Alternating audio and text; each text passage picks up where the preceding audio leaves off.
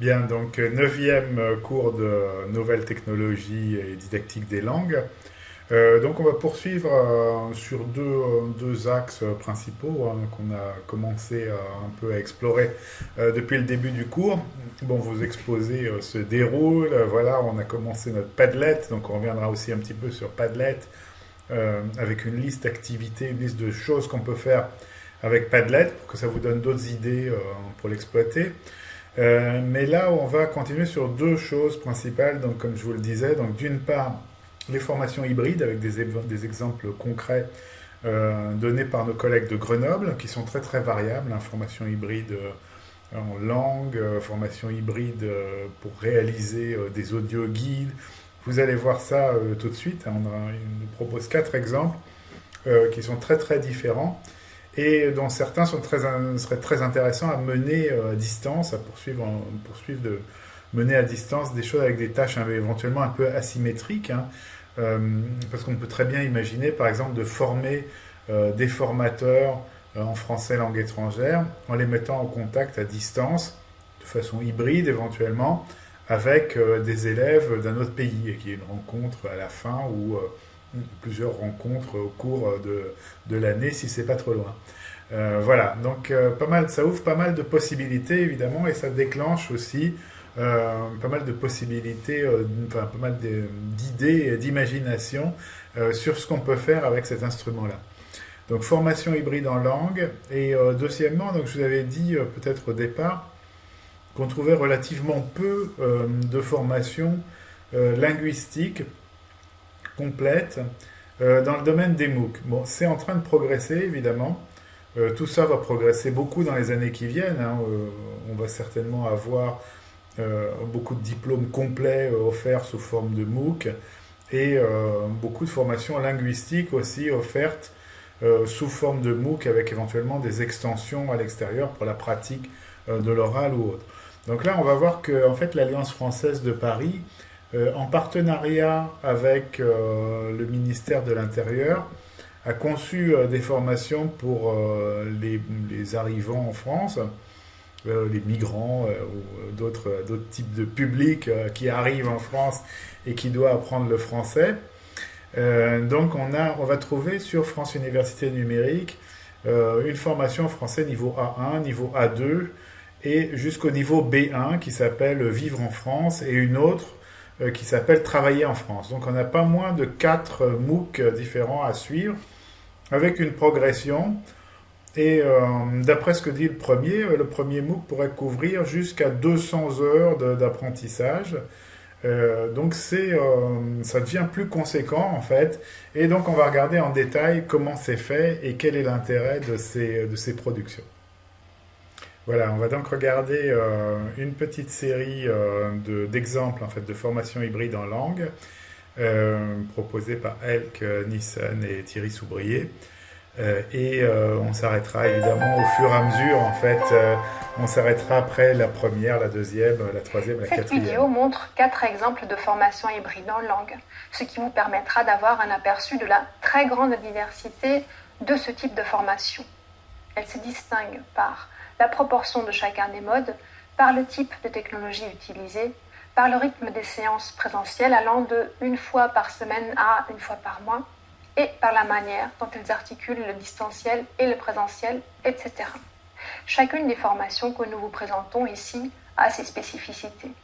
Ainsi, la formation d'anglais à Besançon inclut du tutorat synchrone individuel à distance et contient un nombre de séances présentielles réduit à 3, dont la dernière se présente comme un mini-séminaire. La deuxième formation présentée, ES, s'adresse à un nombre d'apprenants relativement important, une centaine environ, qui sont répartis en 4 cours parallèles. Chacun de ces cours intègre, à côté du distanciel, 2 types de présentiel différents. L'un se déroule avec l'ensemble des apprenants d'un cours, l'autre avec un tiers d'entre eux seulement, sous forme d'un atelier de conversation. Ce dispositif fait appel à une équipe pédagogique, technique et administrative élargie. Le troisième exemple que vous verrez est celui de la formation M-Tourisme. L'ensemble de cette formation est orienté vers une tâche projet unique à réaliser. C'est la question de ce qui fait une bonne réalisation de la tâche, un travail sur le genre donc, qui y est central. L'autre particularité en est qu'aussi bien les apprenants que les tuteurs présentiels se trouvent en Afrique du Sud, alors que les tuteurs en ligne se situent en France. Une spécificité de la 4e formation, SID ou Studentenleben in Deutschland, est qu'elle contient 2 semestres relativement différents, dont l'un enchaîne plusieurs tâches dans une simulation et l'autre est centré sur une tâche projet longue. Cette formation intègre, à côté du présentiel, 2 types de distanciel différents. Un travail individuel ou en petit groupe avec les autres apprenants de la formation et un échange avec des apprenants dans le pays de la langue cible, encore appelé télécollaboration. Pour vous permettre de mieux visualiser le fonctionnement de chacune de ces formations, j'ai conçu des schémas. À l'écran, vous voyez apparaître l'explication du code couleur et de quelques sigles ou abréviations utilisées dans ces schémas. Le cours d'anglais de spécialité pour les masters sciences humaines et sociales de l'Université de Franche-Comté a pour thème Social Protection et accueille 25 à 30 étudiants par an. Il comprend 3 séances présentielles, dont la première dure 1 heure.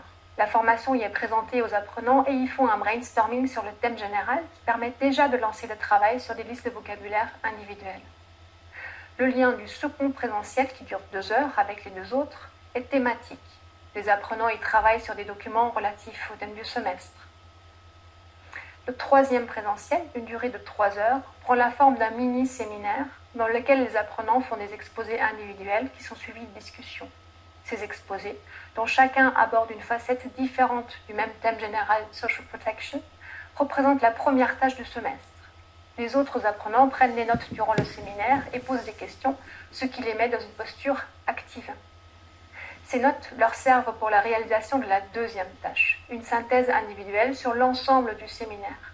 Les 2 tâches consécutives sont donc logiquement liées l'une à l'autre et donnent en même temps le cadre de cohérence de la formation.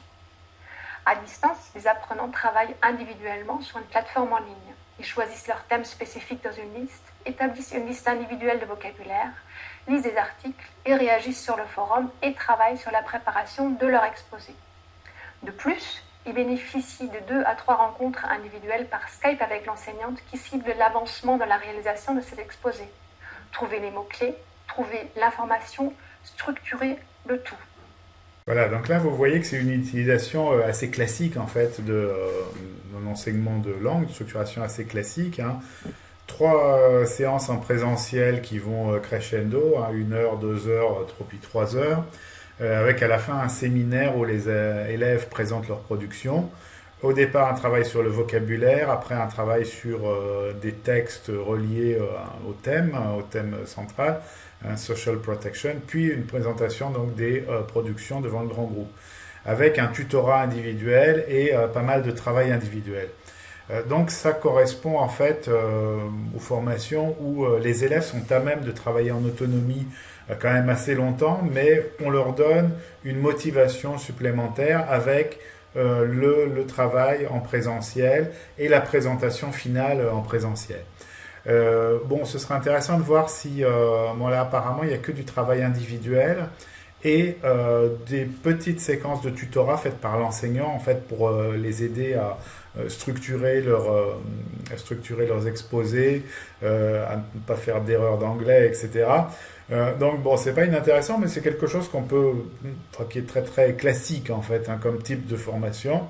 Je veux dire, on pourrait rajouter en fait là-dessus de la formation mutuelle en faisant un forum. Donc je ne sais pas si c'est prévu dans ce type de formation-là, mais je ne pense pas. J'ai l'impression que c'est quand même un peu de la formation assez classique avec un enseignant qui est un peu au sommet du schéma et les apprenants en fait qui reçoivent des choses, puis qui travaillent en individuel, puis restituent.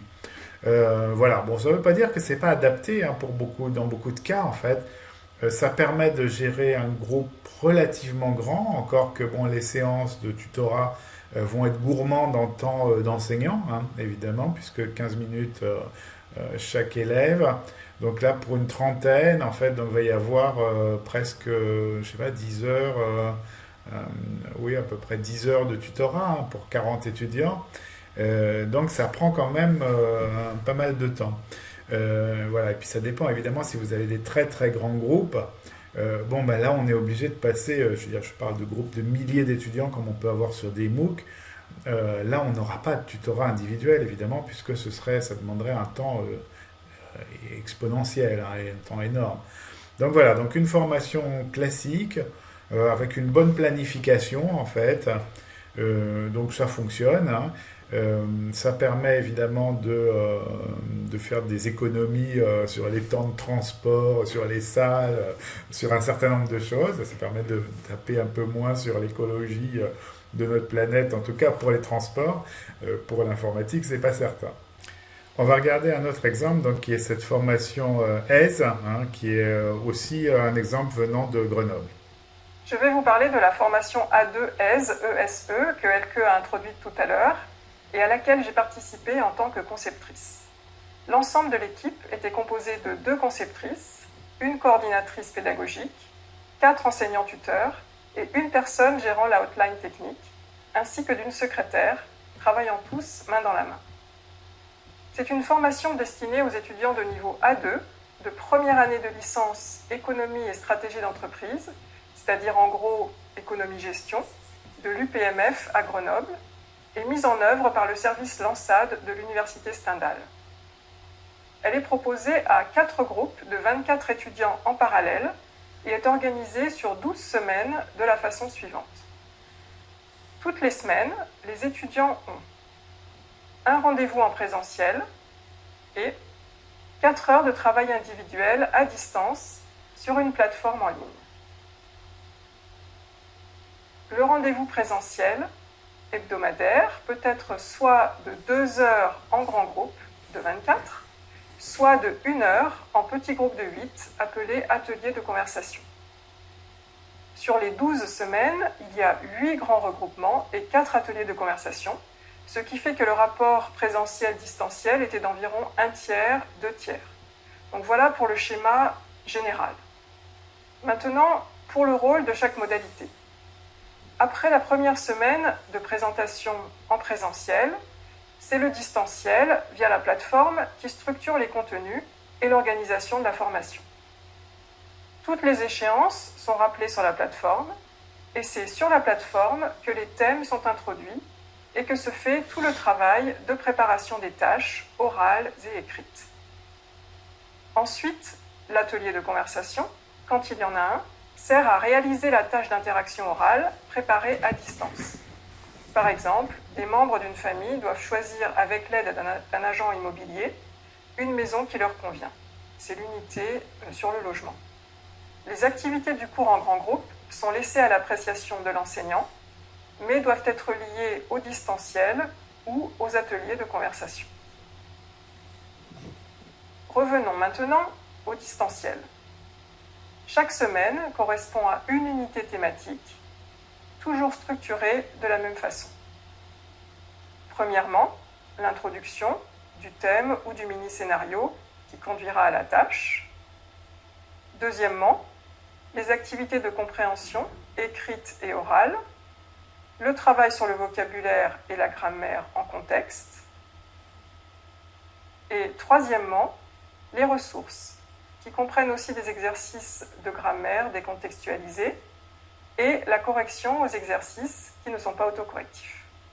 Voilà, donc même chose ici, donc une approche assez classique en fait, qui a surtout pour but en fait d'optimiser un peu les temps de présentiel, où en fait on fait vraiment en présentiel que ce qu'on ne peut pas faire autrement, c'est-à-dire donc les tâches orales et les tâches écrites qui sont présentées au grand groupe, et une fragmentation des groupes là aussi qui n'est pas inintéressante. Donc vous voyez bien qu'enseigner un cours magistral devant 100 élèves, c'est surtout pour des langues, c'est absolument contre-productif. Donc là on coupe les groupes en 4 groupes différents, et on va travailler en fait beaucoup à distance sur la grammaire, le lexique, la compréhension écrite et la compréhension orale. Puis après on donnera des tâches qui seront réalisées devant le groupe. Donc 2 petites séances par semaine de présentiel et un travail d'environ 4 heures par semaine en distanciel sur un semestre, donc 12 semaines. Donc pour des spécialistes d'anglais, enfin des gens qui sont en anglais, pardon, spécialistes d'autres disciplines, donc en éco-gestion. Donc après, évidemment, il s'agit de voir comment sont les documents en fait qui sont proposés pour travailler en autonomie et de voir effectivement si là il y a de l'innovation pédagogique ou pas dans ce qu'elle présente, dans ce que présente Marie-Pierre Jouanneau. On sent quelque chose de structuré, d'assez traditionnel en fait aussi, mais enfin oui, d'assez traditionnel du point de vue des documents. Le petit document qu'on voit, un petit air de méthode tout à fait traditionnel. Bon, ceci dit, bon, c'est pas forcément rédhibitoire. On va voir tout à l'heure les partis pris qu'a utilisé l'Alliance française pour l'enseignement aux migrants et aux primo-arrivants, en fait. Vous verrez que bon, c'est aussi évidemment CECR, hein, je veux dire orienté approche par les compétences, approche par les tâches, etc. Objectif assez communicatif, mais avec une forme qui reste assez classique. Hein, on regardera ça en détail dans 5 minutes. Voilà, donc là une autre formation en fait, qui est une formation d'étudiants d'Afrique du Sud en fait, donc qui s'oriente vers le tourisme évidemment. Et là, ce qui est intéressant, c'est que c'est vraiment une formation orientée pédagogie de projet en fait. C'est-à-dire que là, il va s'agir de réaliser des audio-guides avec ses étudiants.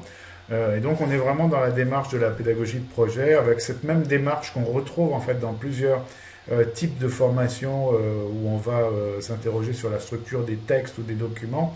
Donc ici, des textes audio, hein, en fait, pas des textes linéaires. Un peu peut-être une forme d'hypertexte en fait, puisque dans l'audio guide en fait vous pouvez avoir des petites capsules en fait qui vous permettent une fois que vous êtes devant un bâtiment d'écouter son historique, etc. Donc c'est vraiment à mon sens beaucoup plus intéressant comme type de formation, puisqu'on va retrouver en fait le type de formation qu'on fait quand on forme les gens aussi à écrire. Par exemple, de former des enfants producteurs de textes ou former des enfants producteurs de bandes dessinées, etc. On va commencer par observer la forme typique de ce à quoi on veut arriver, donc ici observer des audio-guides, puis ensuite se mettre à les réaliser. Bon, écoutez donc ce que dit Thierry là-dessus, et on en reparle juste après.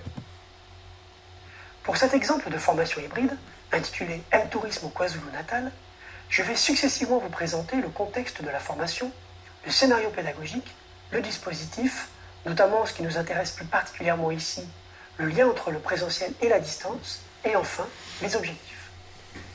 Commençons par le contexte. Le cours M-Tourisme a été proposé pendant 3 ans à des étudiants sud-africains de niveau A2B1. Il répondait à une commande du département de français de l'université du KwaZulu-Natal, qui souhaitait, à travers ce cours, fidéliser les étudiants et donner une image moderne et professionnelle de la langue française. Pour ce qui est du scénario, le choix a été fait d'adopter une approche par tâche et d'amener les étudiants, répartis sur 2 campus distants de 40 km l'un de l'autre, à réaliser, par groupe de 2 ou de 3, des audioguides présentant des lieux remarquables de leur région. Ces audioguides devaient par la suite être mis à la disposition des supporters francophones qui ne manqueraient pas de faire le déplacement en Afrique du Sud à l'occasion de la Coupe du Monde de football de 2010. Vous pourrez, si vous le souhaitez, écouter par la suite 2 exemples d'audioguides réalisés par les étudiants. Comme vous pouvez le voir sur le schéma, les différentes étapes du scénario sont toutes orientées vers la réalisation finale. Découverte d'audioguides existants, conception d'une ligne éditoriale, étape elle-même subdivisée en tâches intermédiaires, étude des caractéristiques discursives du genre audioguide, écriture du plan de montage et enregistrement. Le cours s'étalait sur 12 semaines à raison de 4 heures de travail apprenant par semaine. Quant au dispositif, il était le suivant. Sur place, en Afrique du Sud, dans les 2 campus, les étudiants étaient accompagnés par 2 enseignants dont le rôle consistait principalement à reformuler les consignes, donner des feedbacks immédiats et proposer des activités linguistiques complémentaires à celles proposées sur la plateforme. Tout au long des séances, en présentiel, la plateforme était utilisée comme support, en lieu et place d'un manuel.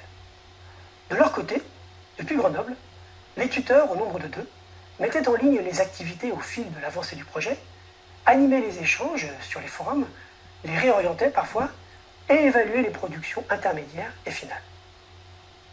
Enfin, les objectifs. Ils étaient à la fois langagiers et généraux. Il s'agissait de développer les compétences linguistiques, pragmatiques et sociolinguistiques des apprenants à travers les activités d'analyse, d'écriture et d'enregistrement des audioguides, mais aussi la prise de conscience interculturelle. En effet, pour répondre aux attentes des futurs supporters, les étudiants devaient prendre en compte les centres d'intérêt et les habitudes en matière de tourisme des futurs supporters et donc tenter de se décentrer, d'adopter un point de vue différent sur leur propre pays. Ce qui a d'ailleurs conduit certains des étudiants à découvrir des aspects historiques et culturels de leur ville qu'ils ne connaissaient pas. En plus de la réalisation des tâches, les étudiants devaient régulièrement remplir un journal de bord pour les aider à faire le point sur leurs apprentissages. L'intérêt de l'hybride dans cette expérience était double. D'abord, permettre aux apprenants d'interagir en français avec des locuteurs natifs, non seulement les tuteurs, mais également des locuteurs francophones dans le cadre d'une activité d'échange par chat. Et deuxièmement, amener les enseignants, français et sud-africains, à conduire une action pédagogique de manière concertée. Voilà, donc là on voit qu'on est sur quelque chose d'assez différent, hein. C'est vraiment une tâche bien précise en fait, donc réaliser un audio guide et pour ce faire donc on va suivre la démarche habituelle, c'est-à-dire regrouper des exemples du même type de texte, hein, des exemples d'audio guide commentés. Donc là on voit dans le déroulement en fait sur les premières semaines, donc on a au début se présenter, donc c'est un peu quelque chose pour casser la glace, constituer le groupe, hein, quelque chose d'habituel hein, qu'on fait régulièrement hein, dans toutes les classes. Normalement on fait ça.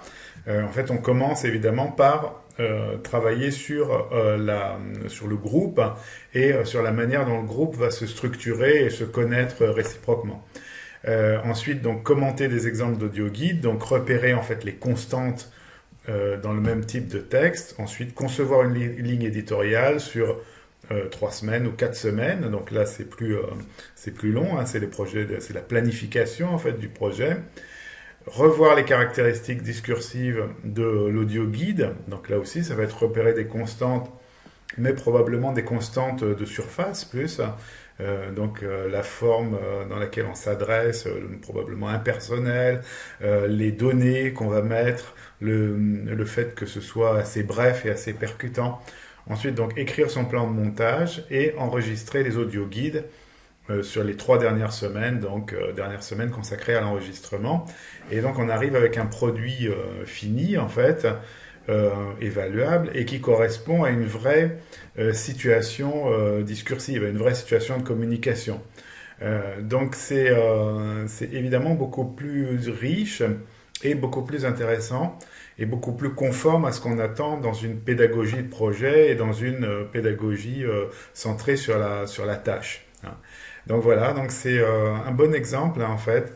Et à chaque fois qu'on le pourra, en fait, on fera ce genre de choses en classe, que ce soit un projet de correspondance, que ce soit un projet de faire visiter la ville dans laquelle on habite à des correspondants, que ce soit enregistrer une notice ou expliquer comment on fait telle ou telle chose, par exemple expliquer aux élèves d'une autre classe comment on fait des vidéos avec du stop motion, par exemple, pour enregistrer des choses en langue étrangère. Donc vous allez avoir plein de possibilités sur ce type d'approche par projet et par tâche. La difficulté, des fois, évidemment, c'est d'arriver à faire rentrer tout le monde dans le projet et d'arriver à bien répartir en fait les différentes tâches pour que tout le monde puisse y trouver sa place. Donc, un dernier exemple qui, cette fois-ci, va s'apparenter aux simulations globales. Et là, on se projette, en fait, vous allez voir, on se projette dans une situation qu'on va probablement vivre et on la transforme en fait en simulation. Je veux dire, on en reparle donc dès qu'on a vu ce Studentleben in Deutschland.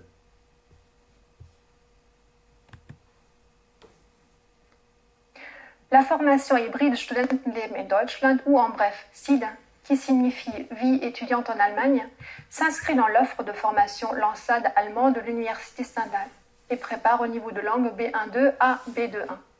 Une quinzaine d'étudiants suit cette option tous les ans. Le premier semestre se base sur des tâches de type actionnel qui s'enchaînent dans la logique d'une simulation, c'est-à-dire que les étudiants font une colocation en vue d'un séjour d'études par exemple une année Erasmus en Allemagne. Tout d'abord, ils font un speed dating pour choisir leur futur colocataire, une pratique courante en Allemagne, mais surtout, en même temps, pour choisir les membres des petits groupes de travail pour le semestre. Ensuite, ils cherchent et choisissent une annonce d'appartement dans une ville allemande, Hanovre. Puis, ils préparent et effectuent un entretien téléphonique avec le propriétaire de l'appartement, laissant au préalable un message sur son répondeur. Et finalement, ils installent la colocation, par exemple, par la rédaction des règles de la vie commune, encore une pratique courante dans le pays cible. Ces tâches sont réalisées en petits groupes par les étudiants, majoritairement à distance, mais en partie aussi pendant les séances présentielles.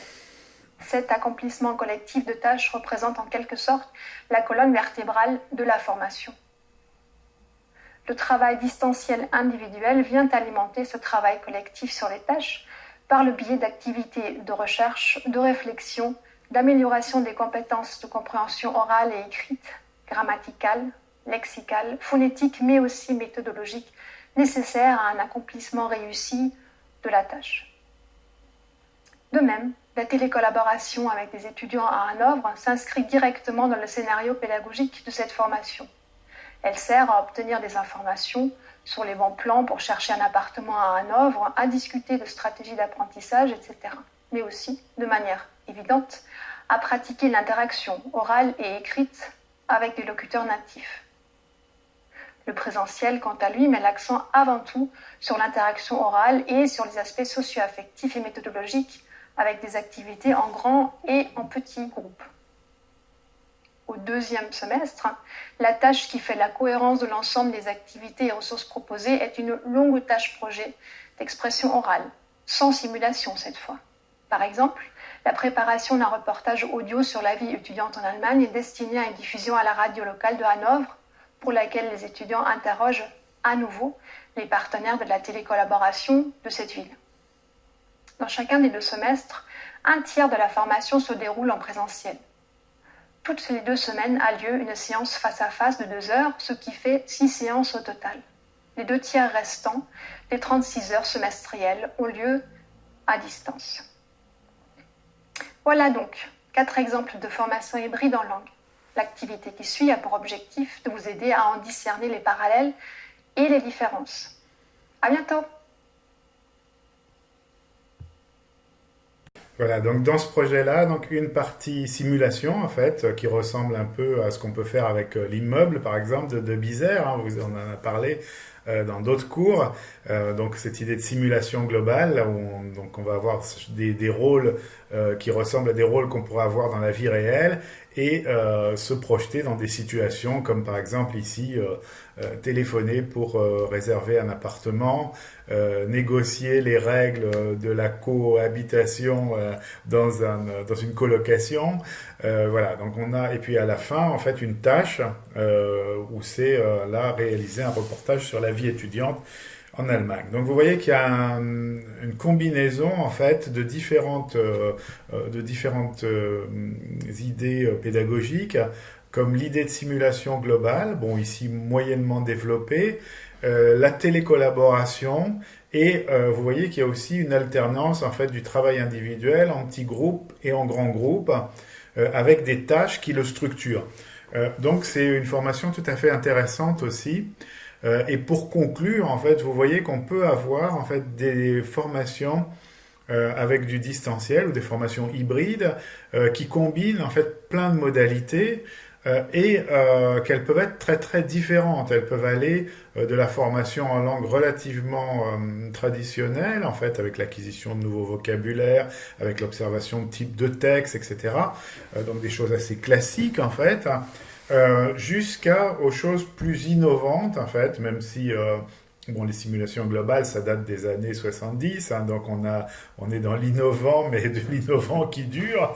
Voilà, donc on voit qu'on peut avoir, en fait, des modalités de formation très très différentes, approche par les tâches, simulation globale, jeu de rôle, etc. On peut imaginer plein de choses, en fait, avec le distanciel. Et très probablement, la période qu'on vit en ce moment, vu l'obligation de passer par le distanciel, va stimuler plutôt nos idées pédagogiques et probablement qu'on va bien s'amuser avec les différentes possibilités en fait de formation en distanciel. Donc je vous parlais d'une autre chose qu'on a peu explorée donc l'autre fois, c'est les univers virtuels. Donc ça, on va s'amuser aussi à les explorer et on verra qu'à travers les univers virtuels, on peut aussi monter des simulations globales d'une façon probablement très intéressante. Voilà, donc on va passer maintenant aux travaux de l'Alliance française. Enfin, c'est conjugué en fait, des travaux conjugués Alliance française, ministère de l'Intérieur, puisqu'il s'agit de formation en fait pour accueillir pour former linguistiquement les migrants et tous les gens qu'on accueille en France. Voilà, donc on va regarder ça de près et voir un peu comment ça se retrouve maintenant sous forme de MOOC sur France Université Numérique. Dans la même rubrique, on pourrait parler aussi de petites applications sur smartphone en fait, qui sont destinées aux gens arrivant en France et qui ne sont pas non plus totalement inintéressantes, enfin, qui sont même très intéressantes. Parce qu'en fait, là, vous voyez, on est dans le domaine du MOOC. Bon, on peut suivre des MOOC sur un smartphone, mais c'est quand même un format plutôt fait pour l'ordinateur portable, l'ordinateur de bureau. Donc, ce n'est pas forcément ce qui est toujours à disposition de tout le monde. On l'a vu maintenant, tout le monde a des smartphones, que ce soit des migrants même qui arrivent même à travers la Méditerranée, ils arrivent quand même avec leur smartphone ou ils se débrouillent pour en acheter un une fois arrivés sur place parce que c'est un outil pratiquement indispensable, aussi indispensable à la survie qu'un couteau suisse. Hein. Donc voilà, donc on va regarder ça de près et voilà, je vous retrouve tout de suite avec l'écran sur France Université Numérique. Voilà, donc on est sur la plateforme de France Université Numérique. Hein. Donc là, j'ai simplement fait une recherche par thème. J'ai choisi comme thème les langues. Et donc, quand vous choisissez comme thème les langues, vous tombez sur ces cours-là, en fait. Hein. Et entre autres, vous avez donc ce cours qui nous intéresse directement, en fait. Donc, vivre en France. Alors, vous voyez que vous en avez un niveau A1. Un autre niveau A2 et un troisième niveau B1. Donc ça commence à couvrir un empan de formation assez large et c'est nettement plus ambitieux en fait que ce qu'on faisait en langue, ou en tout cas en français langue étrangère, jusque-là. Vous avez aussi en complément travaillé en France, niveau A2, B1. Et ça aussi, on va regarder donc un peu en détail en fait pour voir quelle est la différence en fait entre les deux concepts. Hein. J'imagine que le ministère et l'Alliance vont éventuellement fabriquer les niveaux suivants, enfin jusqu'au B2 peut-être, et peut-être un peu diversifier leur offre. Donc on va regarder un peu comment c'est fait.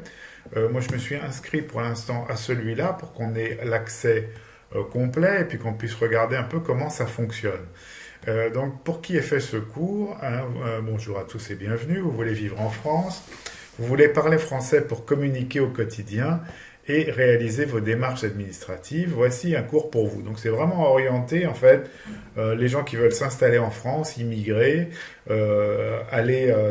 effectuer des tâches administratives et Dieu sait qu'il y en a beaucoup à faire en France. Donc c'est ciblé sur cette cible-là.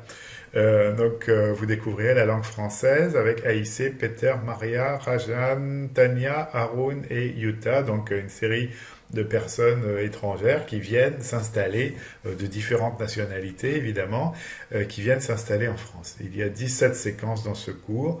Chaque séquence représente 3 heures d'apprentissage en autonomie avec un thème différent, vie quotidienne, culture française, vie citoyenne ou démarche administrative. Vous voyez qu'on va remplir quand même de la paperasse. Hein.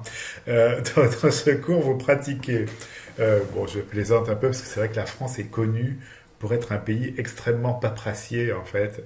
Et quand vous allez par exemple aux États-Unis ou dans d'autres pays, c'est beaucoup plus léger que ça. Et donc évidemment, j'imagine que ça doit tomber sur la tête des gens qui arrivent en France d'une manière assez pesante. Donc à propos du cours, vous l'écoute, donc voilà. Alors, dans ce cours, vous pratiquez l'écoute, avec des vidéos et des documents audio, donc compréhension orale, la lecture, compréhension écrite, avec des documents administratifs et de la vie quotidienne, l'écriture de texte, donc production écrite, production orale, peut-être un peu moins, la grammaire et le lexique. Donc là, on a rajouté, en fait, on voit un retour quand même de la grammaire, des activités assez structurantes. On va voir comment est faite la grammaire, parce qu'apparemment, là, elle est proposée d'une manière assez explicite, en fait. Ce qui est un peu un retour à une pédagogie d'avant les approches communicatives. Hein. Je veux dire, on a vu que la place de la grammaire, en fait, est vraiment quelque chose à observer de près, en fait, dans les méthodes. Et c'est toujours une question que vous vous posez, en fait, comme étudiant. En fait, quelle est la place de la grammaire? Quel est le métalangage qu'on doit employer? Donc là, on va regarder de près comment c'est fait, parce qu'évidemment, ça va correspondre à différents types de traditions aussi. Je veux dire, nous, on a une manière d'enseigner la grammaire, et dans chaque culture, en fait, il y a probablement une vision, enfin même, c'est certain, il y a une vision de ce que c'est que la langue, une vision de la grammaire ou de la rhétorique ou de l'organisation du discours qui est particulière. C'est pas forcément, notre grammaire n'a rien d'universel en fait. Vous allez apprendre d'autres langues, eh bien la vision de la grammaire n'est pas du tout la même. Je dirais, moi j'ai appris par exemple des langues, je parle souvent du bambara en fait, que j'ai appris aux langues orientales. Bon, évidemment, aux langues orientales, on l'a appris avec une approche structuraliste à l'époque, avec un découpage très très classique, hein, en nom, verbe, particules dictomodales, etc. Toute une terminologie en fait de linguistique générale qu'on a appliquée à cette langue-là. Mais les bambara, quand vous leur parlez, ils n'ont pas du tout cette terminologie-là et sont bien en peine souvent de découper les mots en différents morphèmes ou de dire que ça c'est un verbe ou un nom. Ça ne veut pas dire grand-chose pour eux, cette terminologie. Je veux dire, et ça ne les empêche pas de produire des phrases tout à fait grammaticales et de parler à merveille leur langue qui est tout aussi complexe qu'une autre. Hein. Donc on a évidemment des points de vue sur la grammaire qui vont être assez différents selon le type d'enseignement et selon la culture d'où l'on vient. Hein. Donc prérequis, ce cours est fait pour des personnes entièrement débutantes en français. Vous n'avez jamais étudié le français ou vous avez seulement suivi un cours de français. Ce cours vise des objectifs du niveau A1 du cadre européen commun de référence pour les langues. Attention, l'attestation de réussite de ce cours n'a pas valeur de certification de l'atteinte du niveau linguistique. Voilà, donc après vous avez l'équipe pédagogique, voilà, le plan du cours, voilà, donc ce qui va nous intéresser tout de suite, en fait. Donc séquence 1, j'arrive en France. Séquence 2, je me présente dans une administration. Oh là, boum, ça commence tout de suite. Séquence 3, je décris mon quartier. Séquence 4, je fais connaissance avec mes voisins. Séquence 5, je fais les courses. Séquence 6, je fais des achats. Séquence 7, j'organise un rendez-vous. Séquence 8, je me loge. Séquence 9, je voyage en France. Séquence 10, je m'occupe de ma famille. Séquence 11, je me soigne. À séquence 12, je fais une demande administrative, de nouveau. Séquence 13, je cherche un emploi. Séquence 14, je me forme. Séquence 15, je découvre la France. Séquence 16, je fais des projets. Et l'évaluation finale. Donc vous voyez qu'en fait, on est là, il y a un parti pris qui est d'avoir tous les intitulés de chapitres en jeu. Hein, donc ça va être forcément assez... Bon, déjà, évidemment, on voit que le choix du pronom n'est pas anodin, hein, c'est du A1, donc on va commencer par prendre la parole en je et introduire aussi le tu et le vous, hein, certainement. Mais aussi, en fait, c'est un côté communicatif massif, hein, et un côté identification de l'apprenant assez massif. Hein, on est vraiment dans quelque chose de pragmatique, hein, vous voyez, donc l'univers proche, rentrer en contact avec d'autres personnes. J'imagine que dans J'arrive en France, il va y avoir se présenter, demander son chemin peut-être, des choses comme ça. Dans Je décris mon quartier, il va y avoir aussi probablement dû demander son chemin, s'orienter et ainsi de suite. Je fais les courses, donc ça vous voyez que c'est obtenir des biens et des services, hein, je fais des achats, voilà, donc vous voyez que c'est très très pragmatique, hein, l'organisation des objectifs est très pragmatique, ça correspond à ce qu'on fait depuis longtemps, hein, évidemment, comme type d'organisation, ce qu'on fait depuis les approches communicatives. Euh, Cependant, là, la formulation des objectifs, eh bien, elle est délibérément orientée par le je. C'est pas faire ses courses, c'est pas nous faisons nos courses, c'est pas faites vos courses. C'est je fais mes courses. Donc, on se projette en fait aussi dans dans le rôle de l'apprenant. On va regarder cette première vidéo pour voir un peu comment c'est présenté.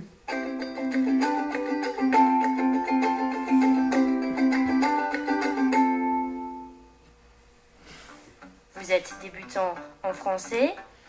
Vous voulez vivre en France? Vous voulez parler français pour communiquer, faire des courses, vous déplacer, faire des démarches administratives, pour découvrir la France et la culture française? Voici un cours complet, tout en couleurs, pour progresser vers le A1 avec Aïssé, Peter, Maria, Rajan, Tania, Haroun et Yuta. Vous découvrez avec eux la langue française, la grammaire, le vocabulaire, la phonétique. Vous apprenez avec des vidéos et des activités sur votre téléphone portable, votre tablette ou votre ordinateur. Des outils créés par des professeurs de l'Alliance française Paris-Île-de-France. En accès libre et gratuit, disponible toute l'année.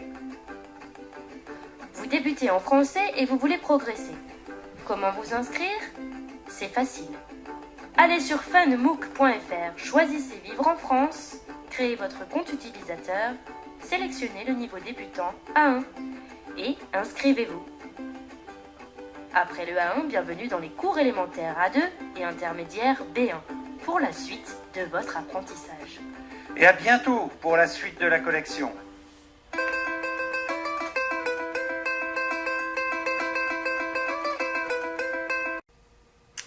Voilà, donc on va regarder l'unité 1. Hein.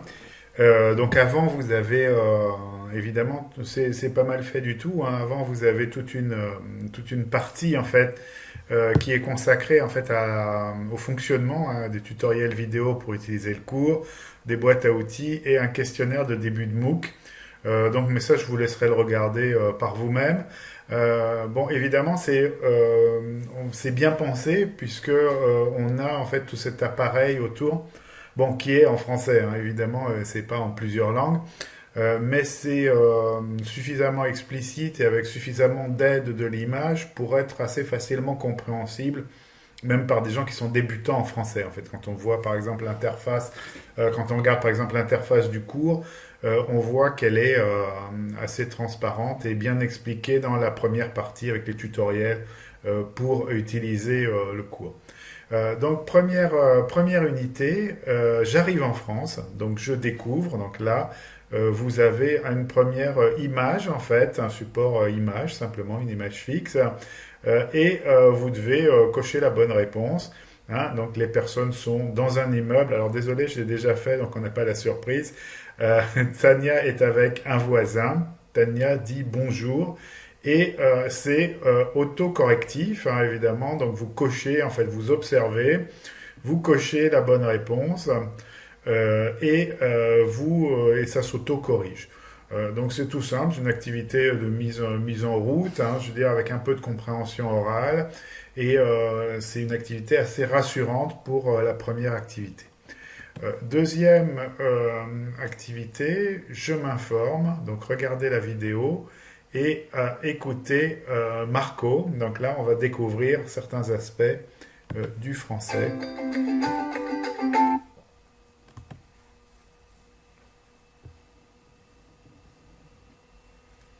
Pardon.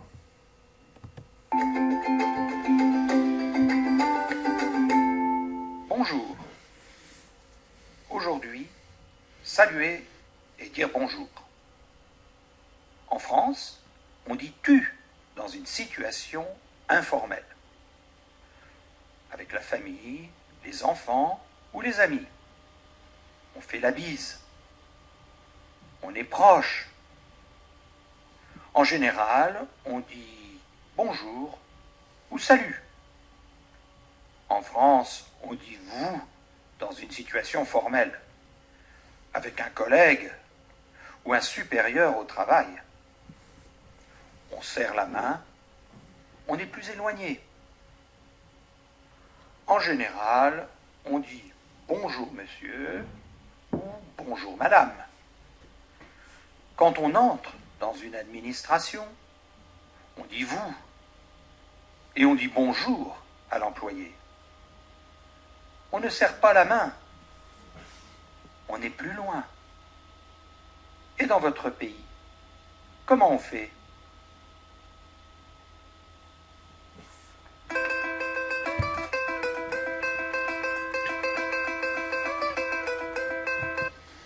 Voilà, donc vous avez cette première petite vidéo en fait sur les salutations. Pas très facile en fait évidemment de faire sentir la différence entre le tu et le vous. On aurait pu à mon sens le faire d'une manière un peu plus implicite parce que là parler directement de situation formelle, situation informelle, c'est pas forcément facile à comprendre pour les apprenants. C'est plus, on aurait peut-être pu le faire en fait d'une façon donc plus implicite, donc en mettant en scène des moments où on s'adresse à quelqu'un en vous et en tu. Maintenant, il y a un parti pris en fait là-dedans aussi enfin vous allez le voir un peu plus loin, c'est avec la partie grammaire en fait, de métacognition, je veux dire d'activité un peu métacognitive et de capacité à structurer ou à comprendre son apprentissage. Ça s'adresse à des adultes. On fait appel à leur connaissance de la langue antérieure et on va de leur langue maternelle, voire d'autres langues étrangères. Ils apprennent une nouvelle langue, ils ont déjà des compétences en fait en matière de structuration grammaticale, en matière de proxémique par exemple, là, comme là on parle de la manière dont on se place par rapport à des gens qui sont plus familiers et d'autres plus proches. Donc ça peut se défendre aussi évidemment de faire comme ça, hein. Je veux dire, moi je l'aurais fait légèrement différemment, mais c'est vrai que là on est dans un cadre un peu particulier où les apprenants sont quand même en autonomie. Donc à la limite, ils peuvent aller chercher, et puis ils sont aussi connectés. Donc je veux dire, ils peuvent aussi aller chercher les définitions de formel et informel, voire les traductions dans leur langue. Mais ça va leur demander probablement un autre effort d'approche que ce qu'on ferait dans une classe, un autre effort, un effort d'apprentissage un peu différent de ce qu'on ferait dans une classe. Donc ici, je réagis maintenant. Donc là, vous avez un enregistrement, donc c'est une compréhension orale, hein, et pareil, après une activité autocorrective. A1, séquence 1. Bonsoir, Bonsoir. Bonsoir. je m'appelle Pascal Keller et voici Cora. Enchantée. Je m'appelle Tania Fedorovna. Je suis architecte et toi ? Je suis journaliste. Et vous, Cora? Tu peux me dire tu. D'accord. Et toi? Je suis professeur. Vous êtes mariée? Oui, nous sommes mariés. Et toi? Je suis divorcée. Maman! Ah, voici ma fille. Elle s'appelle Nina.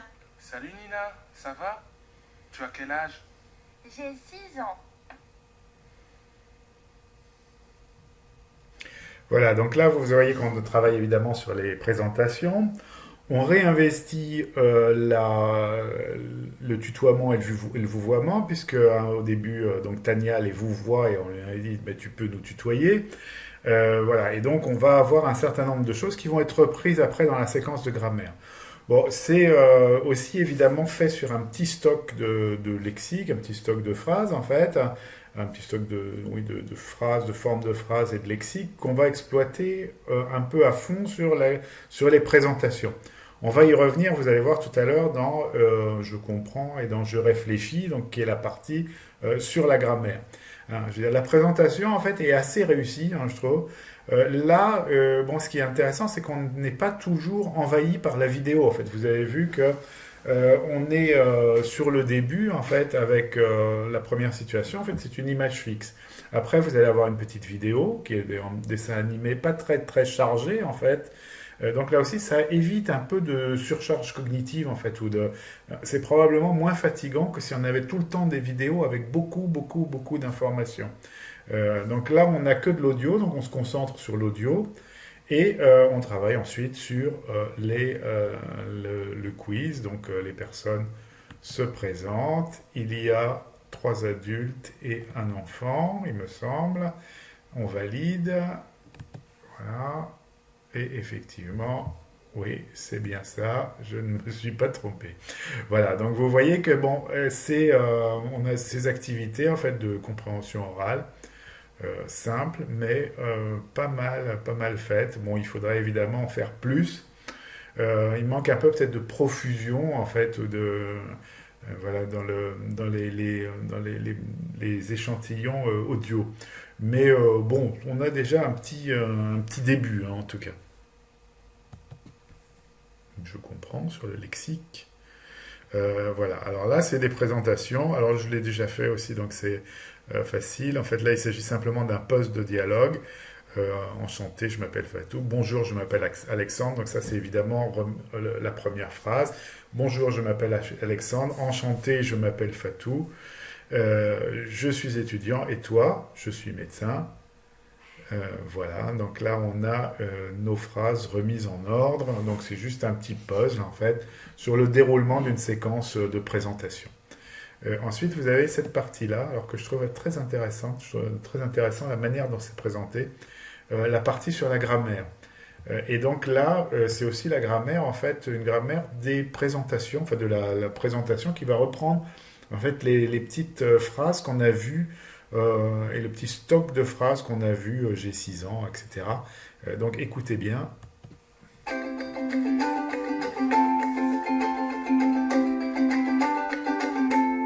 Bonjour. Souvenez-vous dans le dialogue. Pascal, Tania et Nina se présentent. Je m'appelle Pascal Keller. Je suis architecte. Je m'appelle Tania Fedorovna. Je suis journaliste. Je suis divorcée. J'ai 6 ans. Trouvez ces informations. Les prénoms, les noms de famille, les professions, la situation de famille, l'âge.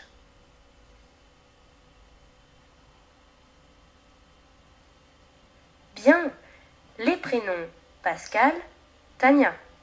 Les noms de famille, Keller, Fedorovna. Les professions, journaliste, architecte. La situation de famille, divorcée. L'âge, 6 ans. Observez. Je m'appelle, je suis, j'ai. Pascal Keller, architecte. Tania Fedorovna, 6 ans, professeur, divorcé, journaliste. Maintenant, associez les informations.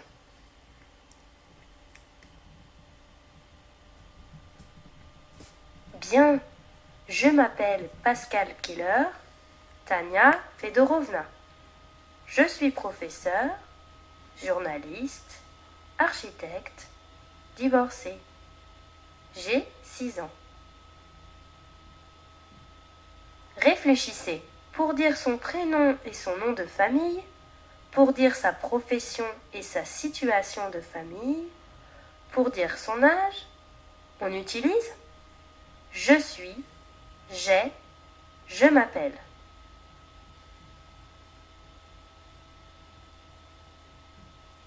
Bien, pour dire son prénom et son nom de famille, on utilise je m'appelle. Pour dire sa profession et sa situation de famille, on utilise je suis.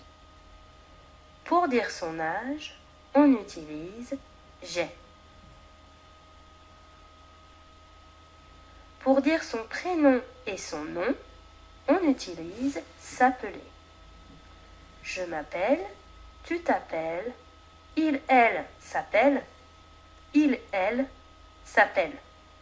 Attention, la prononciation est identique. Nous nous appelons, vous vous appelez. Pour dire sa profession, sa situation de famille, on utilise être. Je suis, tu es, il, elle est, nous sommes, vous êtes, ils, elles sont. Pour dire son âge, on utilise avoir. J'ai, tu as, il, elle a, nous avons, vous avez, ils, elles ont. Donc, pour se présenter, on utilise je m'appelle plus son prénom et son nom de famille. Je suis plus sa profession et sa situation de famille. J'ai plus son âge. Maintenant, à vous.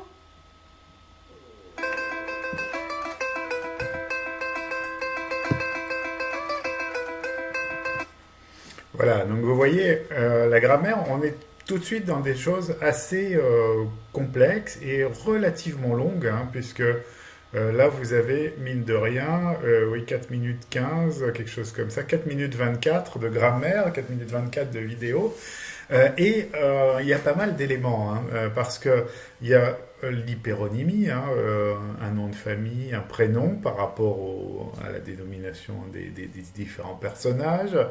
Il y a les auxiliaires être et avoir qu'on utilise ici. Bon, on ne donne pas le nom d'auxiliaire, ni même d'ailleurs, il me semble, le nom de verbe. On utilise directement la phrase. C'est pas mal fait. Il y a un petit poste de phrase, il y a peu de métalangage, mais il y a déjà beaucoup de choses. Vous avez déjà tout de suite la conjugaison complète de je m'appelle, tu t'appelles. En plus, c'est un verbe pronominal, donc c'est assez complexe, hein. Mais c'est évidemment des choses sur lesquelles on va revenir plusieurs fois dans le cursus, hein. Donc une manière de faire de la grammaire qui n'est pas inintéressante, qui pousse sur la métacognition en fait, puisqu'on réfléchit à la grammaire, on restructure en fait à partir des phrases qui sont déjà apparues dans le texte. Donc c'est pas mal fait, c'est assez intense quand même dès le départ, mais n'oublions pas qu'on est sur des choses qu'on peut revoir plusieurs fois, évidemment qui ne vont pas s'envoler telles quelles, et sur lesquelles on peut revenir en fait à travers toutes les autres activités connectées ou à travers des compléments qu'on va trouver à l'extérieur en ligne, hein.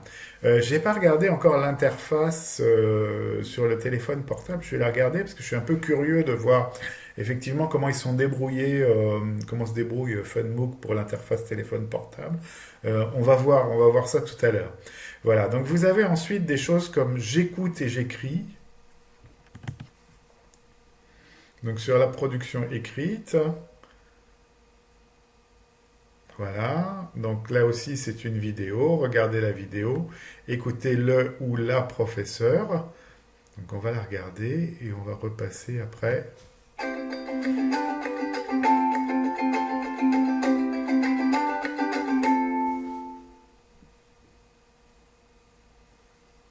Bonjour. Dans l'étape 3, souvenez-vous. Je suis journaliste. Je m'appelle Pascal Keller. Nous prononçons ces groupes comme un seul mot. C'est le groupe rythmique. Je suis journaliste. Je suis journaliste? Non. Je suis journaliste. Comme un seul mot. Ou encore. Je m'appelle Pascal Keller. Je me appelle Pascal Keller? Non. Je m'appelle Pascal Keller. Écoutez encore. Nous sommes mariés. Je suis divorcée. Des groupes? Pourquoi? Une idée, c'est un groupe. Je prononce ce groupe comme un seul mot. Je m'appelle, c'est une idée. Pascal Keller, c'est une autre idée. Et voici Cora, c'est une autre idée. Je m'appelle Pascal Keller et voici Cora. D'autres exemples. Bonjour monsieur. AIC a 25 ans. Bonjour. Je m'appelle Anna. J'ai 40 ans et je suis divorcée. Reprenons les phrases. Je suis journaliste. Elle est journaliste. Faites attention. AIC est journaliste. Résumons. Les mots forment des groupes. Une idée, c'est un groupe. Je prononce un groupe comme un seul mot. Je suis journaliste. Je m'appelle Pascal Keller. Je m'appelle Pascal Keller et voici Cora. C'est compris? À vous maintenant.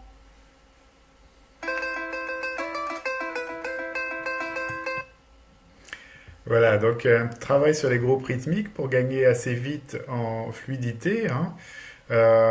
Écoutez le texte donc et indiquez les pauses, silence avec la barre oblique. Séquence 1. Activité 1. Écoutez le texte. Indiquez les pauses avec une barre oblique. Donc ça c'est la consigne, hein, évidemment. Là, je suis professeur. Exemple. Je suis professeur et j'ai 30 ans. Vous avez un exemple. Activité 1.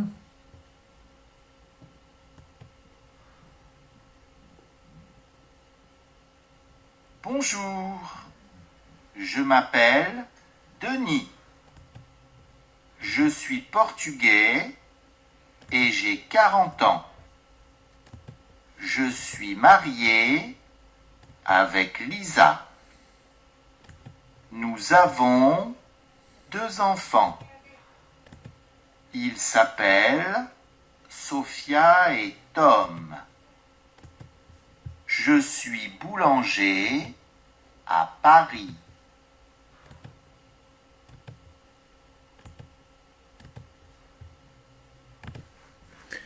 Voilà, donc vous avez les barres obliques qui vous permettent de segmenter le texte en fait par unité rythmique, par groupe rythmique, par unité de sens. Bon, je veux dire évidemment, nous on peut le supposer avant même de l'avoir entendu. Bon, l'écoute d'ailleurs est pas très très réaliste en fait, hein. Je veux dire, ce serait plus difficile de segmenter tout ça dans le discours d'un locuteur natif. Donc la pertinence, là, en fait, elle vise surtout à gagner probablement de la fluidité, en fait, sur le type d'activité. Voilà, vous voyez donc le type de choses qu'on peut faire, en fait, qui va favoriser quand même, en fait, l'écoute et la segmentation des groupes rythmiques. Voilà, donc après vous avez cette dernière rubrique, je passe à l'action. Donc, vous êtes en France, un ami vous invite à un anniversaire. Vous dites bonjour à un invité et vous vous présentez. Donc, alors malheureusement, évidemment, là, on est un peu dans les limites de ce qu'on peut faire avec un MOOC, mis à part renvoyer vers la plateforme et susciter un chat ou une discussion en VoIP, en voix sur l'Internet, pour pouvoir évaluer sa propre production orale. C'est ce qu'on pourrait faire à travers, par exemple, à travers un monde virtuel ou à travers une discussion en VoIP avec un modérateur. Mais évidemment, il y a des milliers et probablement de gens qui suivent ce cours et donc on n'a pas les moyens de mobiliser un modérateur à un certain moment de l'année pour répondre à des milliers de productions. Et bon, ensuite, vous êtes à l'étranger, vous allez sur le site internet PenPalGate, vous créez votre profil et vous vous présentez. Donc, vous avez un lien qui va vous renvoyer vers ce site PenPalGate et vous allez produire, en fait, vous allez vous inscrire et produire une présentation. Donc, ce qui va vous permettre au moins de vous entraîner à la présentation à l'écrit et de la valider plus ou moins en fonction des retours que vous aurez. Voilà, donc évidemment, là, on touche un peu la limite de l'outil, hein. Bon, ça va probablement, c'est des choses qui vont probablement évoluer dans les temps qui viennent avec la reconnaissance vocale et l'intelligence artificielle. Je veux dire qu'on pourra auto-corriger en partie au moins des tâches comme ça assez limitées relativement facilement. Ça doit d'ailleurs déjà pouvoir se faire sur pas mal de choses. Alors ensuite, donc je m'évalue. Donc là, on va aller sur le côté évaluation, compléter les phrases avec le bon verbe. Donc on retrouve les présentations. Je m'appelle, je suis, j'ai. Hein, voilà. Et on s'auto-évalue avec ça. On a cette activité-là. Ensuite, on a coché les bonnes réponses. Hein. Je salue un voisin que je ne connais pas bien, donc on va là reprendre les formules de politesse, les salutations. Je salue une amie, etc. Donc la différence entre le côté formel et non formel, et ainsi de suite. Donc vous voyez, là on exploite évidemment les possibilités des exercices autocorrectifs sous forme de quiz. Donc ça, c'est évidemment pas une nouveauté, mais c'est ce qu'on peut faire avec ce type d'outils. Voilà, donc un ensemble bien pensé qui exploite pas mal toutes les ressources en fait qu'on peut avoir sur ce type de MOOC, hein, sur ce type de plateforme. Donc on a à la fois de la vidéo, de l'audio, des images fixes, on a des QCM, on a de la compréhension orale, on a de la compréhension écrite. Donc on a pas mal de choses. Il manque évidemment l'évaluation de la production orale, ce qui est toujours une difficulté, hein, bien sûr, parce qu'on n'a pas encore les moyens techniques de le faire sans faire appel à de l'humain ou à des modérateurs. Donc on voit que nos collègues de l'Alliance ont bien exploité en fait toutes les ressources possibles de ce genre de plateforme. Voilà, merci beaucoup. Donc on se voit la semaine prochaine à nouveau et on travaillera probablement à nouveau sur une partie de ce MOOC et peut-être sur la partie qui est travaillée en France, qui est au niveau au-dessus, pour voir un peu comment elle est fabriquée, parce que c'est vraiment une nouveauté intéressante. Merci, à la semaine prochaine.